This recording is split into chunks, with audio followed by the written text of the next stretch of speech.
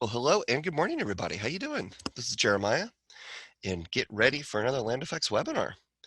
We've had this one planned for quite some time. We're finally getting around to it. It definitely is going to answer, hopefully, a lot of questions. We just get a lot of people who are wondering, well, I guess I can wait until my next project to start with Land Effects. And actually, no, we've got a lot of tools in there to go ahead and just kind of take the plan you're working on or take your most recent plan and get that just converted into a Land Effects plan. And that's what this webinar is going to show. So get ready for some excitement and adventure. I got a couple housekeeping items. The top of your screen there's a view options little thing just to acquaint yourself with where that is if you need to get to the exit full screen mode. Just to get to something on your computer. And at the bottom is a Q&A button, and I'd actually recommend clicking it right now. Go ahead and get that question box up and ready. So it's just easier for you to type in a question, but also you'll be able to see the answers that we type out to other people's questions, but we'll also be answering them live as well. And even though this is live, we are also recording this.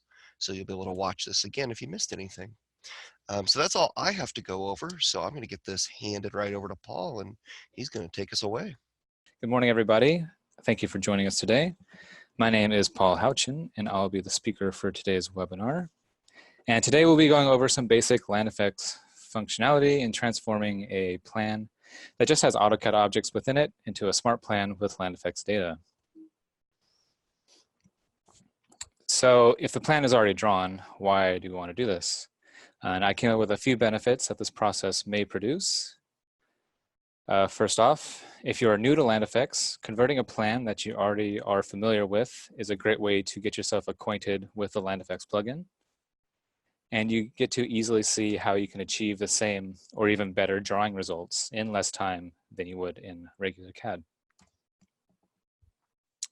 The second benefit to converting a plan into Land Effects is that whenever you return to a drawing, whether it's for revisions or whatever your reason might be, you have all the benefits of the automated processes and smart objects from Land Effects.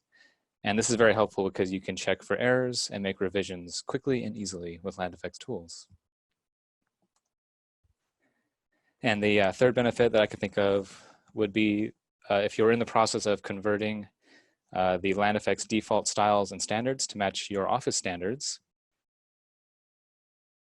you can do so while converting the plan, while those standards are in place. So you can directly compare what comes in through Land Effects tools to what is actually already existing in the drawing. So to migrate an AutoCAD plan into Land Effects, you'll want to follow these basic steps. First off, you're going to be setting up the drawing. And then you're going to want to assign and populate the project data. And then you'll just simply convert all of AutoCAD objects into Land Effects objects, and then customize any of those Land Effects objects to match your standards. So here's the demonstration file that I'll be working with today. Due to some time constraints, this was actually created with Land Effects. The thought of creating a full landscape plan in AutoCAD is very unappealing these days. But even though it was created quickly with Land Effects, I removed the project association with the hyperlink or hyperlink base command, which allows you to change the associated project in a drawing or to remove it altogether. But even after doing this, the smart objects remained with things like blocks with embedded data, callouts and hatches. So I used the delete all xstat command and selected everything to remove all of the underlying data within the plan. So effectively, we are working with a plan that just has AutoCAD objects.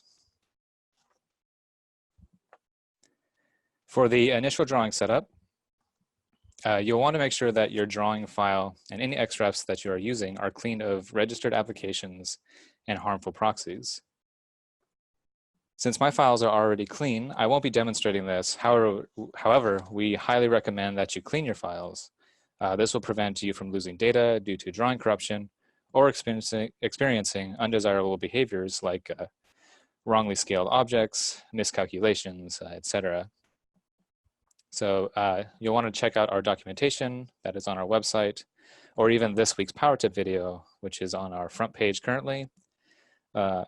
And also you can watch it through our phone application to learn all about drawing corruption and then about drawing cleanup. Other than cleaning your files, you want to verify your units of the drawing. You want to make sure that you measure a known distance, and so you know that which units you are using, and then verify that with the drawing units that are set in the drawing.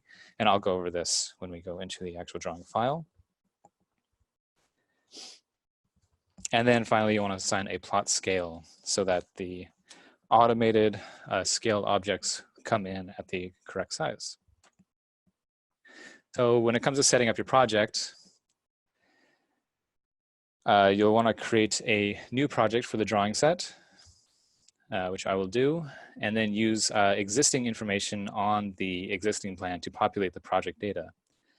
In this example, we are redoing a planting plan. So I'm actually going to use an existing planting schedule to help me populate the planting manager with all the plants that I want to use. And next, you'll want to convert all the AutoCAD objects into LandFX objects. So we're going to quickly swap out all the non-data blocks or dumb blocks with smart LandFX blocks. I'm going to show how you can add your custom symbols into the library if you have symbols in the plan that you want to use and you don't want to use some of the LandFX symbols. That's fine. And then we're going to change the ground cover area hatches to LandFX hatches with data. Replace the planting labels, and then run a schedule and compare it to the existing schedule. And then when it comes to conforming your standards, or LandFX to your standards, I'll show a couple of things that you can do for this, but I'm not going to dive too deeply into it because we already have a lot of information on our website. For customization, I would recommend the Customizing LandFX webinar, Customize for Office Color Standards webinar, and then all of our many pages of documentation on customization. So let's get into CAD. Here is my drawing. Here it just has AutoCAD objects. And so what is the first thing that we want to do?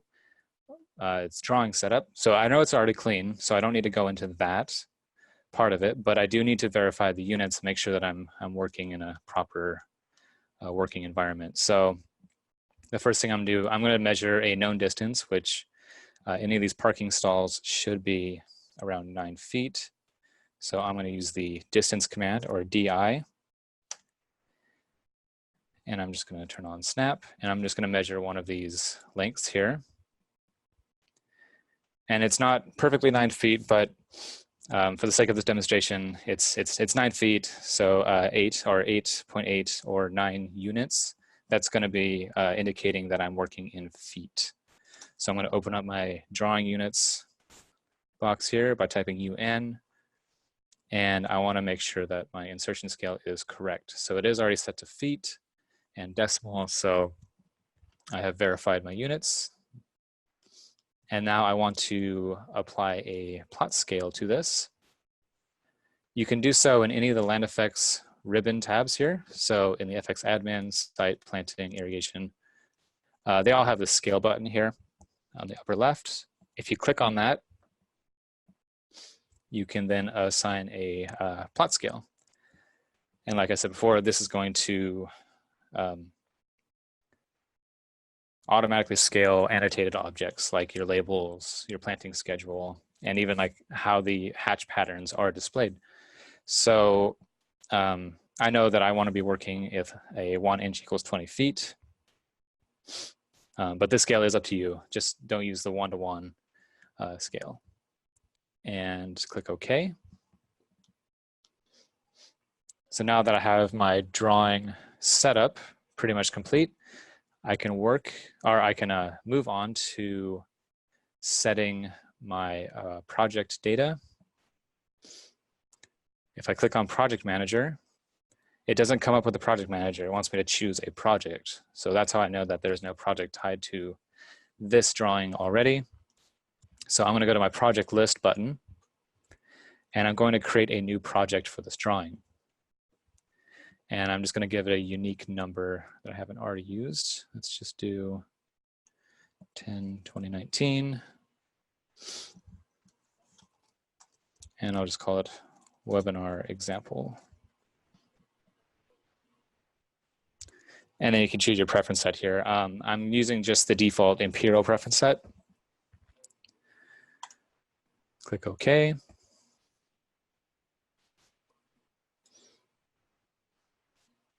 Make sure that this is all good.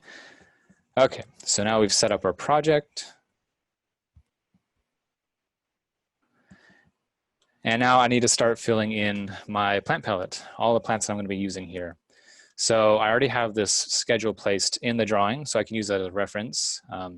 If you already have a schedule or a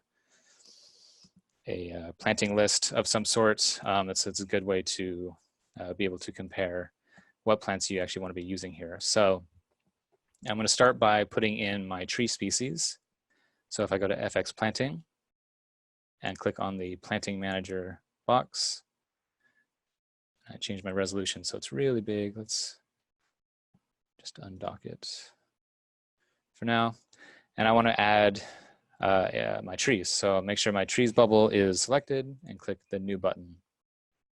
The first tree is the Acer Freemanii.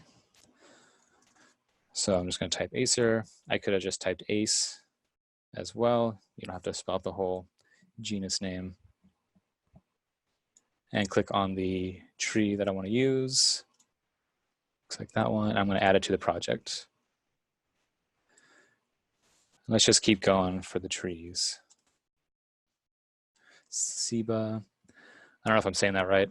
I think it used to be called the Charicia speciosa, but they changed the name. So I'm going to add to project and get the final one, which is the jacaranda.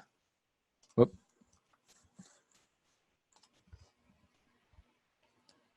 Mimicifolia. Okay. And it's just the regular jacaranda. So I'm adding that to the project. I'm going to click done. When I'm finished adding my trees in. Uh-oh.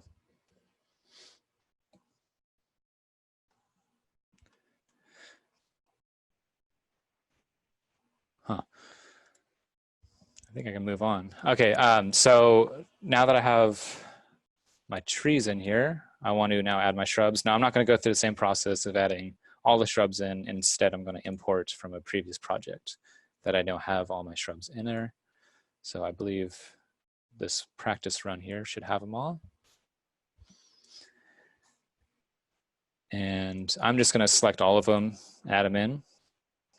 So what I can just hold down Shift and click the two ends of the list to select them all, or I can hold down Control and select one at a time. And, oh, I should import first. Okay, one more time. Add to project. Give it a second to think. And done. So now I've added all my shrubs in there. And I'm going to do the same thing for my ground covers.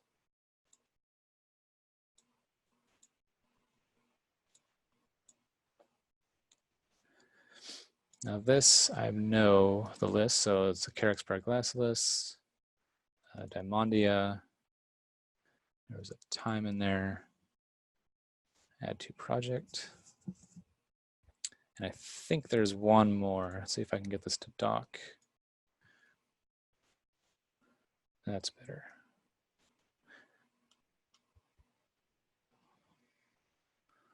Lolium. Okay, let's add that final ground cover.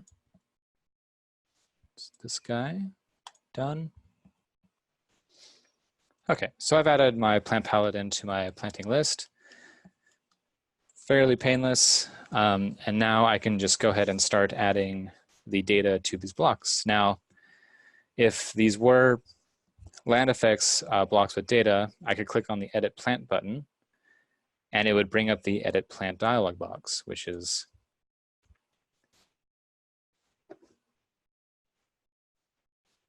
this dialog box here. But because there is no data with the blocks, it's going to ask if I want to transform the block into a plant. So I'm going to start with my floss silk tree, which is this here. And I'm going to click on Edit Plant, click on that. And when it asks me to make this a plant, I will say yes. And it's going to give me the different trees to choose from. So I can choose the appropriate tree and click OK. And it's going to bring up my planting information. So I can now add in any of the information that I want to add to it. Now it recognized the block and already assigned it to that plant and recognized the size. If it didn't have the size in there, I would have to measure the actual block size and change the symbol width in feet. But I do want to give it a unique symbol instead of just the circle. So let's give it a good symbol here. Click OK. And just like that, my tree is now a land effects tree. So if I click on it with the Edit Plant tool, it comes up with all the data involved. And that's pretty much the process for a lot of this. Let's do one for the jacarandas, which are all these trees here. Edit Plant, click on the block, make it a plant, choose jacaranda, click OK. And I will give it a slightly better symbol. Click OK. And it's going to actually change all the blocks at once. So you only have to do this for one species of every plant. And it'll automatically update that. It recognizes the block definition in your drawing, and it transforms all of the same exact block definition into that plant. Now for my maples here, let's say that I don't have this symbol in land effects. I know it's in land effects currently, but what if it was a unique symbol that I want to add to a land effects library? I can do that very easily by going up to the planting ribbon under this gray tree symbol here, drop that down to Save Plant Block. And it's going to ask me to choose an insertion point for the block. Since this is already a block definition that I'm saving into the system, I can just press Enter for existing block. And now if I select a block, it's going to recognize the insertion point that's already assigned to that plant symbol. I can choose this plant, and it's going to take me directly to the land effects planting library. So I know I want to put this in trees. And maybe you want to create a unique folder for your office's plant symbols. So you might want to create a new folder. Maybe call it 01-Office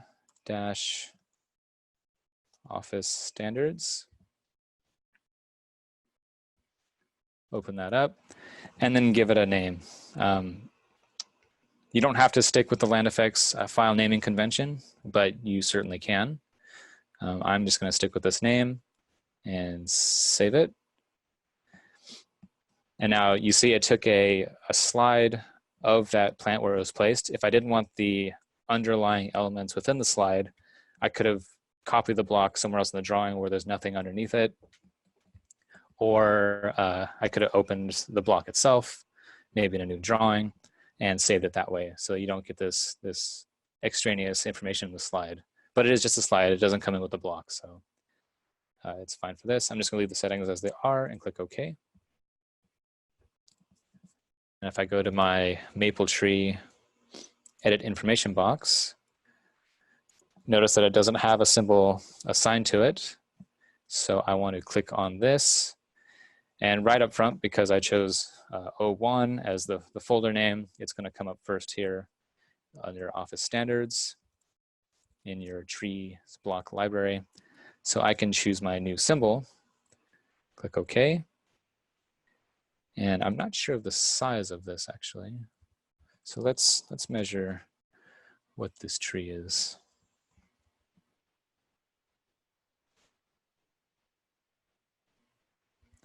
Looks like it's supposed to be 25 feet in width, so I can edit the plant, change the symbol width to 25, click OK.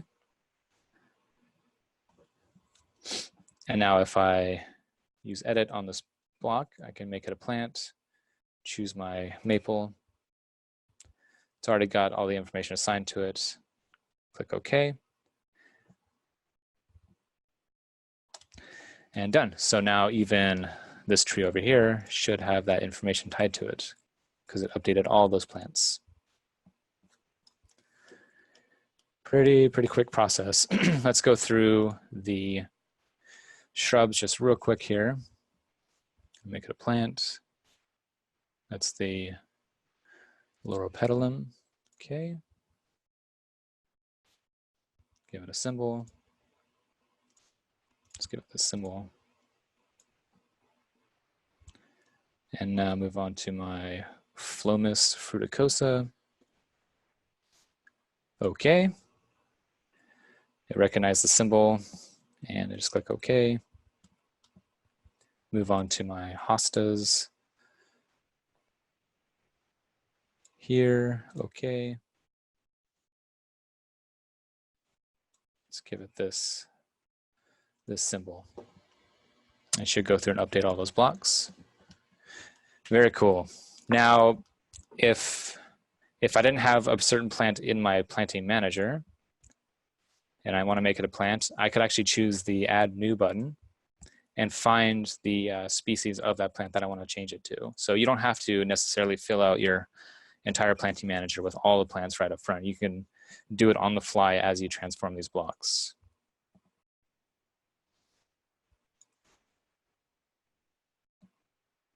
So this is that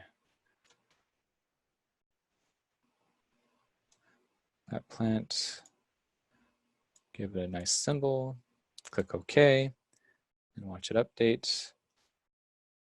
Go to my proteas, which are super nice plants, click OK, and give it a nice symbol, click OK.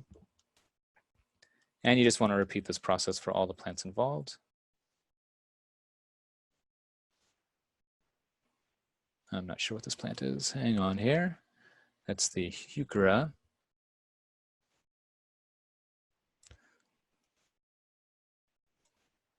Okay. Updated. Very cool. Make sure we get all of them. And use your references here to know which plant you are updating. So COR, I think it was this one.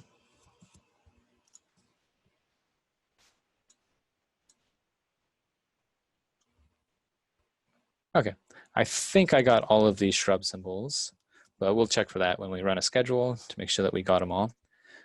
For ground covers and hatch areas, it's a little bit different.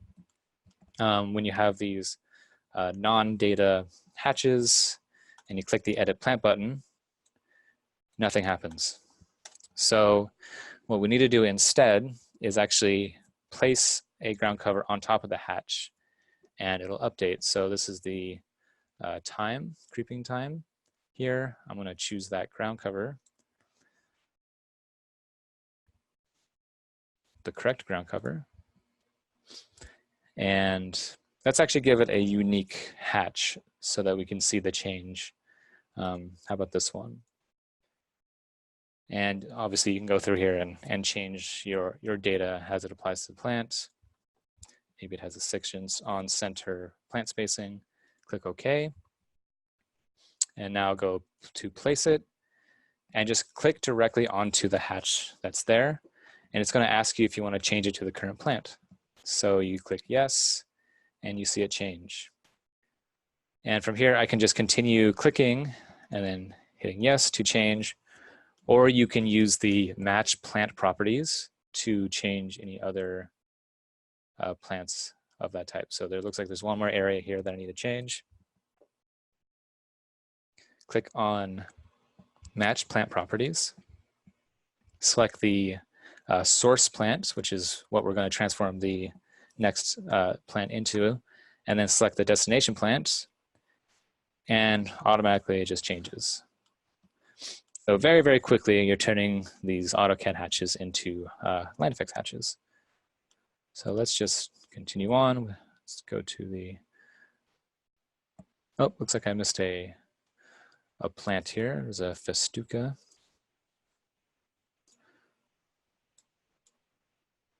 I believe that's what it is. Rubra phalanx to project. Edit.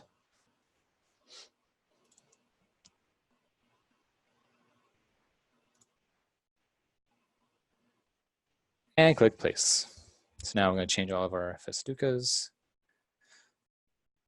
to match. And I'm looking at the callouts too to make sure I'm selecting the right plants here.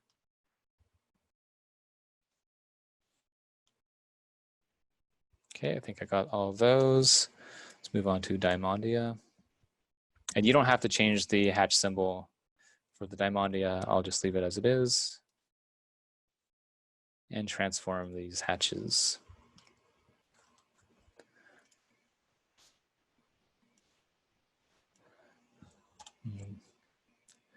Now let's get the Carex here. Yes. Yes. So I think I might have got all the plants, but let's check by writing a schedule and comparing it to the one that's already in here. So I'm going to click the schedule button and click OK. Give it a second.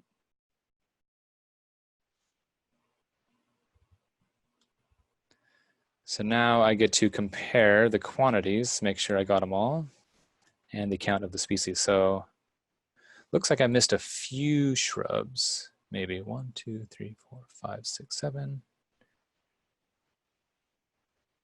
Yep, missed a few of the shrubs. And then let's check the ground cover quantities to make sure I got those. So it looks like I missed a carex. But these other areas are looking mostly accurate. So the carex that I missed, I know is right here. So I'm going to transform this.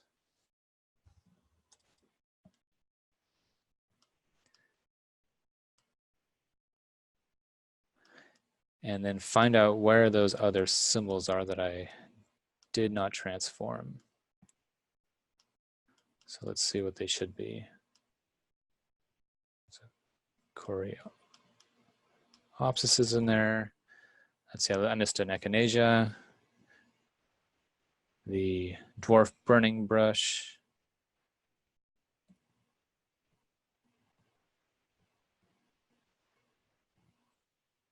And let's see.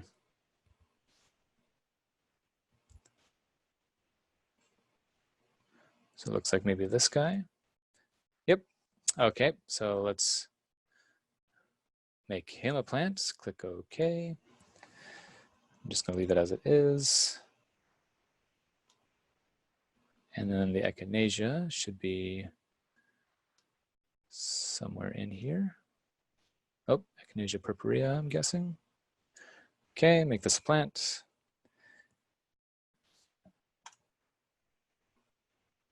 And I'm just going to leave the symbol as is. Click OK. And then there was one other plant that I missed.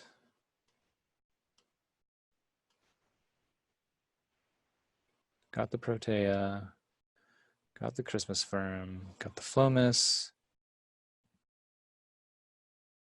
hosta, loropetalum, heuchera, the ligularia. Okay, so let's look for that name. That's these here. Very quickly, let's make these plants. Okay, and click OK.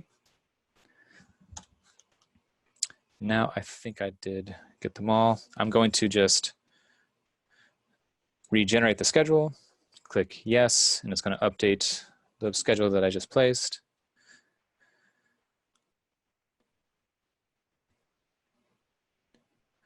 So now I have 10 plants there.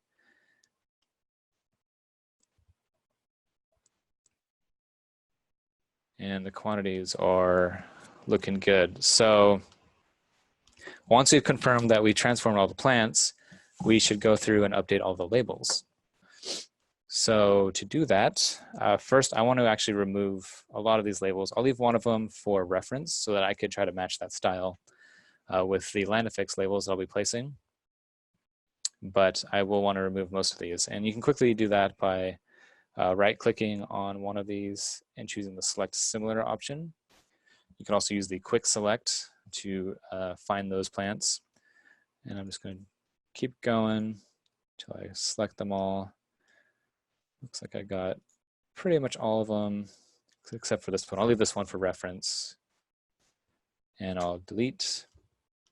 And now I need to go through the process of labeling.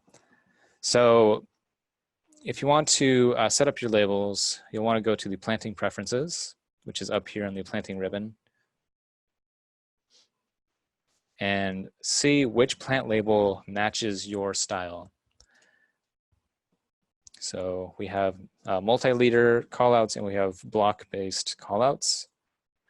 I want to be working with M liters, and it looks like it's the quantity in parentheses with the code name, which is this plant label here. If we don't have a label style that matches your label style, what I would recommend doing is finding a label that is closest to your style, and then you select that one and then click the Open Label Files button here.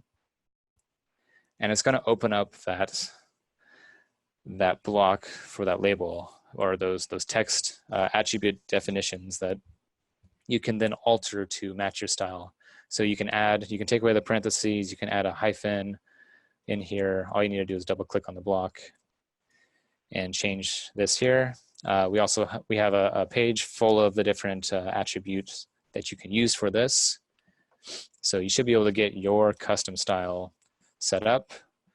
Once you have it looking like you want it to, you just save it.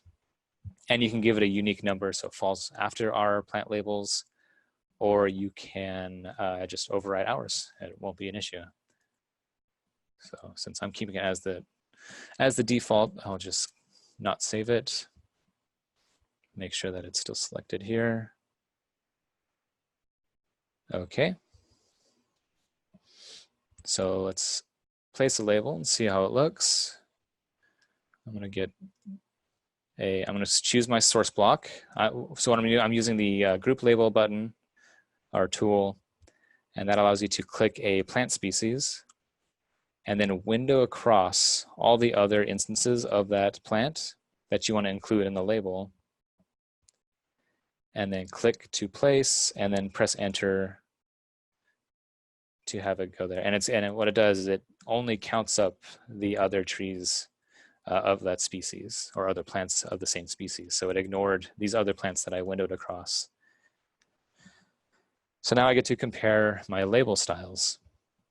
Now I'm noticing that this label style looks a little different than the default land effects label style.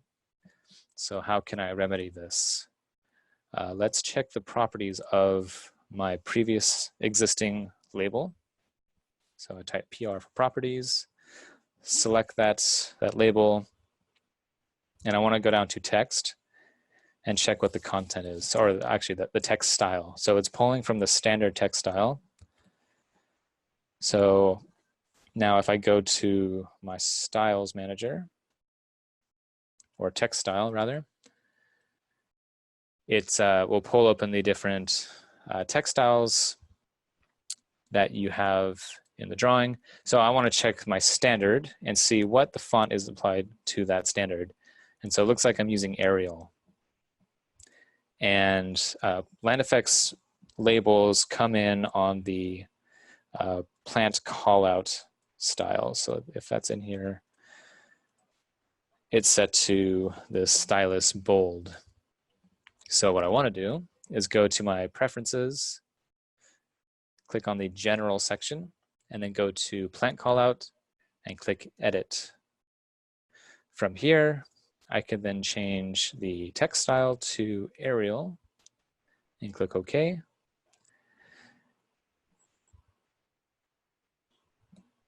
And OK. And it has updated. So it looks like when I added the maple here, it took on a different tree code. So if I want to match the code, I can edit the tree code in the information of the plant and just change this to match, which I believe was just FRE. Okay, and that should update the code there. And it also updated my plant callout, which is super cool. So now that I know my plant callouts are coming in, how my existing labels are, I can just delete this one as reference and start going through and labeling all my plants. And I'm going to do this very quickly just so that we can move on from here. So I'm going to be actually just grouping a lot of these plants together in the group labels.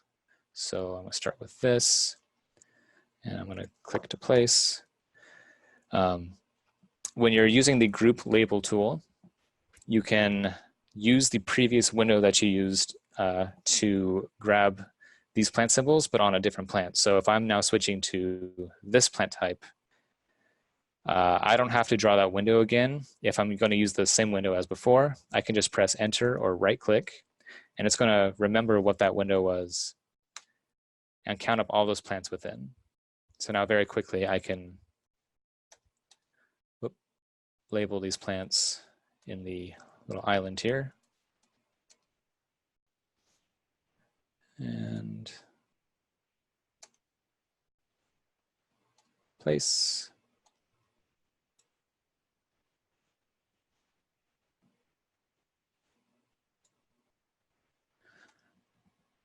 Let's see, did I get them all? I think so. Okay, let's continue on and get these little islands here. I'm just clicking the source plant, drawing the window, clicking to place, pressing enter for the automated extension line, and then I am just pressing enter to not add more leaders. If you don't press enter, you can start clicking on plants and it'll start placing these leaders and snapping to the center of those plants for those, but I don't need to do that for this purpose. Let's get a window here, place.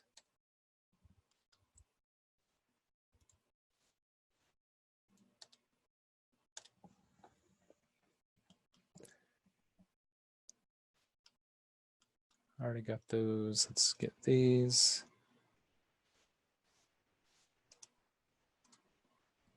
And I apologize for my unorganized label placement. I hope none of you are screaming at your screen right now, but I'm just gonna try to do this as quick as possible.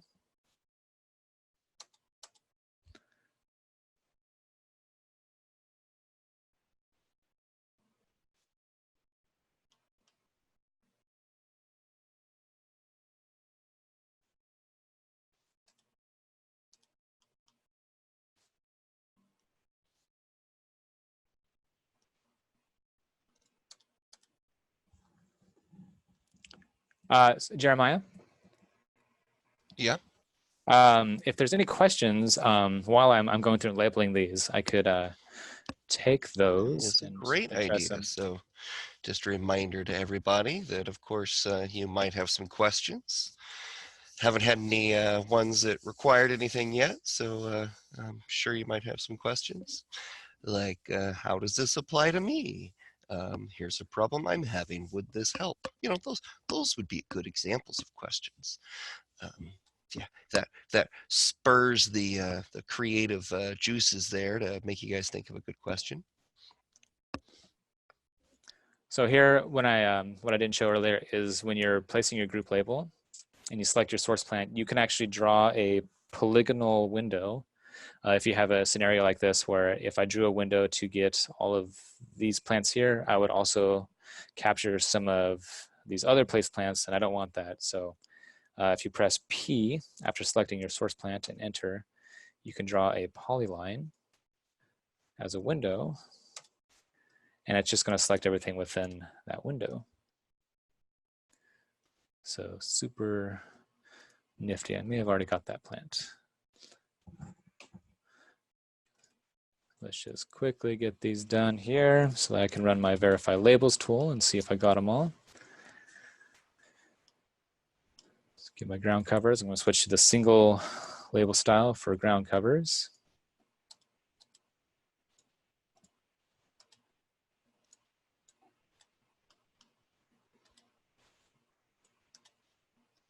And I'm just pressing enter to repeat the last command used, so I don't have to always go up to the ribbon to select that group label tool.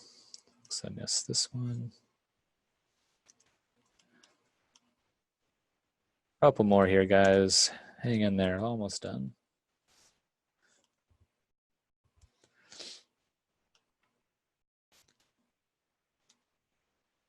Let's get this ground cover here. All right, well, I started labeling a bunch of them, and maybe I got them all, maybe I didn't. Let's use the verify labels tool to see if I did.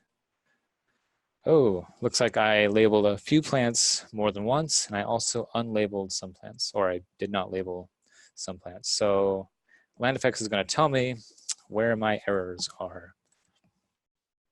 Quite a few. So the cyan is the unlabeled plant, so I need to label this giant area of carex, drop a label in, and a couple of these other ground cover areas here.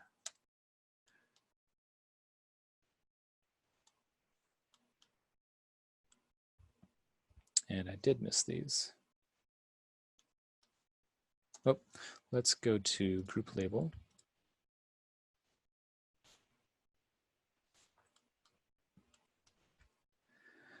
Oof, no room. Sorry, this is bad practice. Okay, and looks like this area was labeled twice. So I can remove this label.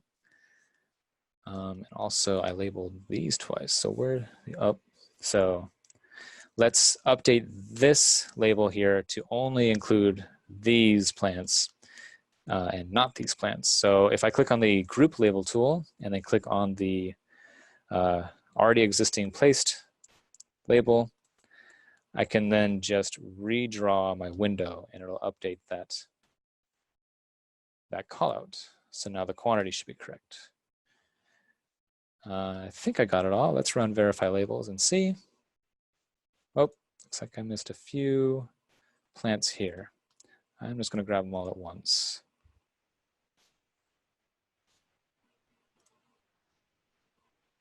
Sneak this guy right in here. Verify labels. Groovy. Everything is labeled, albeit a little disorganized. But the beauty of working with M-leaders is it's super easy to reorganize your plant labels. We have a cool tool in the Annotate tab called Align. It allows you to align your multi-leaders. So if you click the Align button, and then you select all the M-leaders that you want to align, and then you press Enter, and then you press a source leader, which acts as kind of like a pivot point for the other ones selected. You can then move your mouse around and line up all of your M-leaders at once. So maybe I want them to kind of run along this curb here. And so you can very quickly go in and use your grips and your align tools to reorganize your disorganized plant labels. Okay, let's move on from labeling. So we ran a schedule. We did our labels. And we applied all of our LandFX objects to the CAD objects, so they're all smart and things should be accurate. So just wanted to touch up a little bit on some standard things, and I already went into the how you can change your label style. and open up your label block and alter that. So if you want to alter the style of the labels, you can do that here. But most of the other changes that you want to apply to the default land effect settings that so that they conform to your standards are going to be done in your preference set. And your preference set, you can apply this preference set to any project that you're working on. So once you set these all up, any new drawing that you have, you can quickly, you can just assign this preference set to that drawing, and your settings, your preferences, your standards will all be applied already. So initial setup, but no real work after they are already set up. And so in this box, we have our various text styles. If you ever, you don't know which text style is applied to which object, if you're placing text or whatever, you can click on it and look in your properties and see which text style that object is using. And you can edit your text styles here like we did with our planting callout. Another thing that you might want to do is adjust the standard layers. We don't necessarily recommend doing this, but if you have to, you can. These are all of our standard layers here. And if you say you want one of these to be a different name or a different color by default, let's find a good one here. Maybe your anno label layer, you don't like it coming in as that name, you can just click on edit. Oh, came off screen. And you can alter the name of that layer. Be careful not to repeat the name of a layer. I've seen it where a couple of times people have changed a couple of these layers to have the same layer name, and it created some issues with some of the automated processes. So try not to do that, but you can change the name here. And when you go back to the edit layer name, by default, the default settings will be in the notes here, which is kind of nice as reference. You can also change your layer color by default, line type, and you can choose whether or not it plots or doesn't plot. And then also the block colors, all the land effects objects that come into your drawing. We have our own set of standards here, but maybe you have different standards for your colors. So by going into block layers, these are all the different color values available, and the ones with asterisks next to them are the ones that LandFX uses. So if your color one is used for something that shouldn't be applied to our stuff, you can edit this, change the color and its settings to match your CTB file or whatever you're doing with it. And so once you save that, any blocks that come in using that color one will then transform to the color that you chose. So every time you bring in objects, it converts to your standards. And again, we have a ton of information on our website, videos and documentation pages that go into the details, the nitty-gritty of changing your preferences and customizing everything to meet your standards. So with that, I think that's all I really wanted to cover in CAD. If any questions did come in, I can address those now. Yeah, for sure. We do have one really good question. Maybe I also want to remind everyone else to get in other questions. But Megan had a really good question about hardscape areas. And I just thought it's good enough to show. If you could maybe create a quick little ref note area. And primarily, she was wondering if there's a way to label a ref note area and get the area along with the tag. And so I thought it's a neat technique to show that you can, in addition to labeling a ref note area, you can also drop in one of our area callouts and next to it, and then of course remove the leader of the area callout. It's a little bit of a hack, but it's a good hack to show, and I just thought that'd be kind of neat to show that.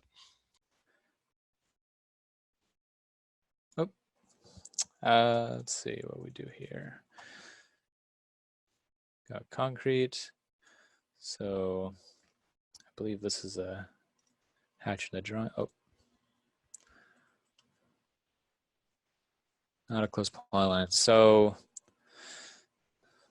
let's see. Oh, it's part of my XREF, that's why. And this doesn't have a boundary.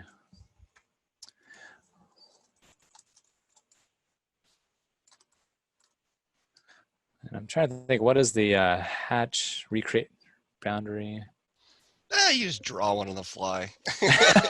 Oh, but there's a command that you can just make a boundary from it. Okay, yeah, let's just, so yeah, if you wanted to apply a, oh, wrong button, a ref node hatch. I saw this, I just created this real quick. It's a ref node area, gave it a hatch pattern. I can click place. I can either click a pre-drawn closed polyline, or I can press the D key to draw a little area, press enter to close it, and it's going to put in that ref node item. And then Jerry, you were saying to use a, Yeah, I was saying, well, in a, you definitely want to do the ref note call out anyway. So you'd still put in the ref note call out. okay. But and this has come up recently. This is something we're pondering as well. That calls it out, but doesn't have the area. So what you can do is you can go to the site callouts drop down on the ribbon, and oh, you don't have the latest. Oh, you're gonna have to go to callouts at the bottom, and you can click the area callout, and so you can drop in an additional area callout. And kind of place it next to that, however it's going to work. But then, of course, you might want to remove that leader, maybe even edit it, remove the frame, change the size of that to be smaller. But the meat of it, of course, is there. It takes a little bit of a hack to get it to look more ideal. But this is definitely on our radar to have that as an option for the ref note callout to go ahead and get the quantity there along with it. So just thought that was a fun thing to show. Yeah, it's good. So if you didn't know where the area callout is, it's in our discipline graphics under callouts. There's a few cool smart callout objects in here, one being the area. And so to use that, it just asks you to select a closed polyline, and it'll automatically calculate that area. And you can then add that in. And then you want to remove the, yeah, you should be able to right click on it and say remove there you go, remove leader. There it is. I knew it was somewhere. Let's see. And then you got to click on the leader. Aha. Why they make you click on it when there's only one, I don't know. Maybe we can make a better call out. Yeah, exactly. So okay. like that's getting pretty. That was a pretty quick little hack, and but obviously if you have to do that more than 10 or 20 times, it starts to get old. So that's where certainly it's something we're pondering. So thanks, Megan, for reminding us of that idea. We'll have to make sure we get that routed somewhere. And I can't think of anything else. I don't know if you can think of anything else. I just think it's time to wish everyone a happy weekend. Yeah, sure. So because that was escaping me, if you click on a hatch, that is just an AutoCAD, or any hatch rather, you can recreate a boundary with this button here. So if you do have like hardscape areas, you want to apply land effects ref node hatches to recreate the boundary, so you don't have to redraw that polyline. And then you can just remove the hatch and place the land effects ref node hatch on top. And that'll make it a lot quicker than redrawing the boundary there. But I think that is all I've got for the day. If you do have any questions, go ahead and email us. And otherwise, you have a wonderful weekend.